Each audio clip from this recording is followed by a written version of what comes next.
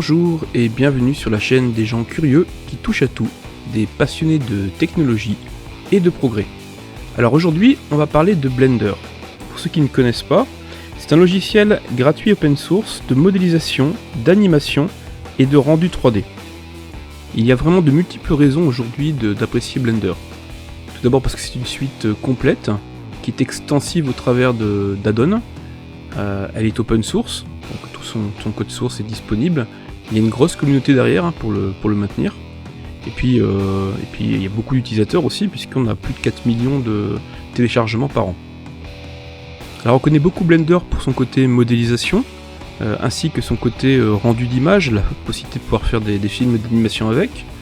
Mais on connaît moins le fait qu'il dispose d'un moteur 3D temps réel, qui est un moteur de jeu à part entière. Nous allons nous concentrer sur cet aspect durant cette vidéo. Ce moteur 3D s'appelle le Blender Game Engine. Quand vous téléchargez Blender, il est directement disponible. Donc il s'agit du moteur officiel de la Blender Foundation. Sachant qu'il existe aussi d'autres projets comme UpBGE, qui est le Lucronia Project BGE, BDX, qui est basé sur la librairie GDX. Nous avons aussi Armory, qui est assez prometteur. Il y a même un plugin qui permet d'intégrer Panda 3D dans Blender.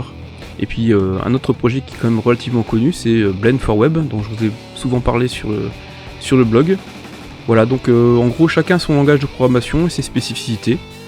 Mais là je vais vraiment vous parler que de Blender Game Engine.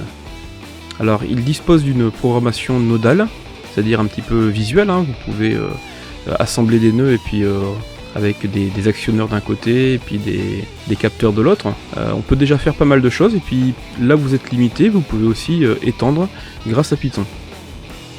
Alors vous demandez peut-être quel type de jeu on peut réaliser avec.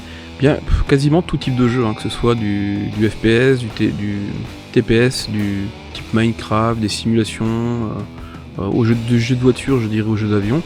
Il y a vraiment pas mal presque tous les types sont accessibles. Je dirais le petit bémol, comme souvent dans pratiquement tous les moteurs de jeu, c'est le côté MMORPG. Donc le fait qu'il y ait massivement plusieurs joueurs. Alors paradoxalement, c'est pas aussi facile que de travailler sous Unreal Engine par exemple. Bon, il y a beaucoup de choses à apprendre pour Unreal Engine, mais beaucoup d'aspects sont simplifiés. Il y a des choses qui sont directement masquées aux programmeurs, alors que sur le Blender Game Engine, on va combler, je dirais, les trous, les manques, par différentes recettes. Alors avec les bonnes recettes, on peut générer des paysages, modéliser des terrains, des skydomes, on peut créer des objets dynamiques. Il y a même une branche qui n'est pas encore une branche officielle, mais qui permet de gérer le PBR, donc le Physically Based Rendering, le côté matériau, comme vous pouvez le voir dans la vidéo, qui est métallique par exemple, avec des reflets.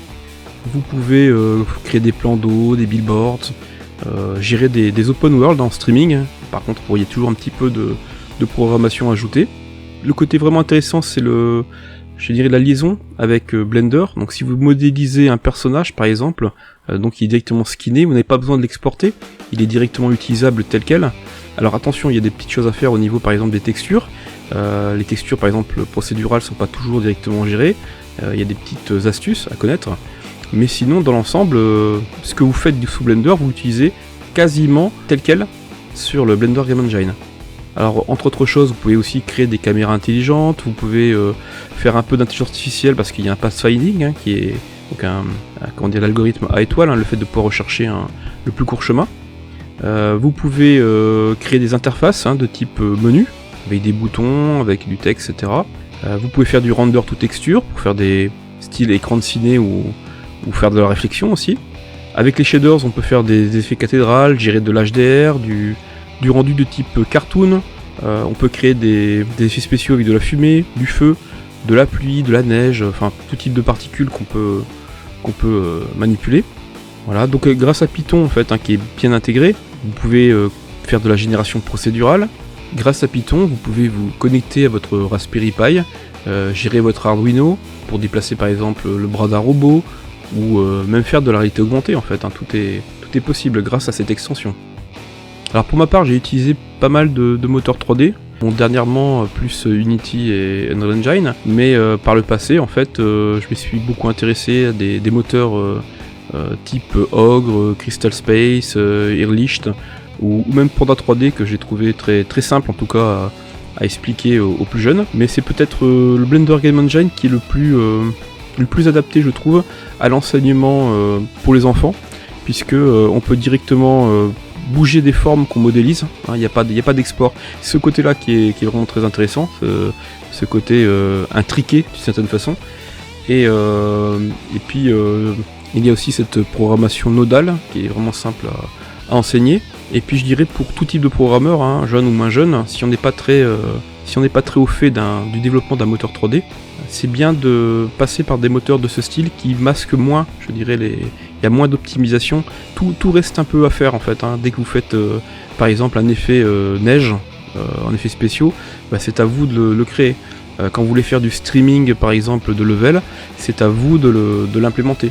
Alors je suis conscient que c'est pas évident quand même du jour au lendemain d'apprendre tout ça.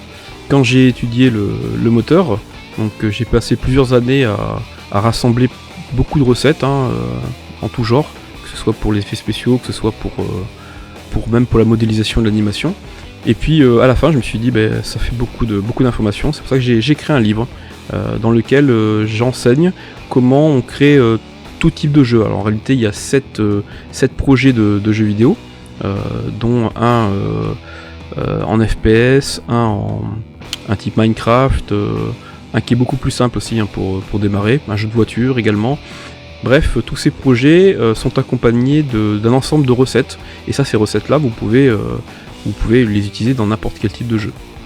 Voilà, si vous avez des questions, n'hésitez pas à les poser ici. Et puis en attendant, je vous souhaite une excellente journée, je vous dis à très vite. Bye bye.